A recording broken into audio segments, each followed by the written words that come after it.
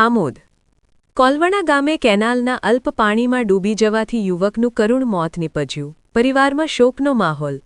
આમોદ તાલુકાના કોલવણા ગામે એક અત્યંત કરુણ અને આઘાતજનક ઘટના સામે આવી છે.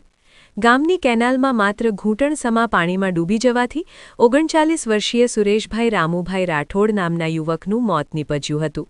ખેતમજૂરી કરતા સુરેશભાઈ સાંજના સમયે કેનાલ પાસે હતા ત્યારે આ દુર્ઘટના ઘટી હોવાનું મનાય છે. સાંજના સમયે બકરા ચરાવવા નીકળેલા એક વ્યક્તિની નજર કેનાલના પાણીમાં પડેલા સુરેશભાઈ પર પડી હતી. તેમણે તાત્કાલિક ગ્રામજનોને જાણ કરતા લોકોના ટોળેટોળા ઘટનાસ્થળે ઉમટી પડ્યા હતા. નવાઈની વાત એ હતી કે કેનાલમાં પાણી ખૂબ જ ઓછું હતું, છતાં યુવકનું મોત થતાં અનેક તર્ક વિતર્ક સર્જાયા હતા. જો કે મૃતકના સગા સંબંધીઓને જણાવ્યા અનુસાર સુરેશભાઈને ખેંચ આવવાની બીમારી હતી. શક્ય છે કે કેનાલ પાસે ઊભા હોય ત્યારે અચાનક ખેંચ આવતા તેઓ પાણીમાં ખાબક્યા હોય અને સ્વબચાવ ન કરી શકવાને કારણે તેમનું મૃત્યુ થયું હોય.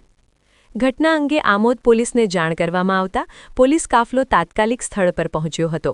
પોલીસે મૃતદેહનો કબજો મેળવી તેને પોસ્ટમોર્ટમ અર્થે આમોદ સામૂહિક આરોગ્ય કેન્દ્ર ખાતે ખસેડ્યો હતો, જ્યાં ફરજ પરના તબીબે તેમને મૃત જાહેર કર્યા હતા.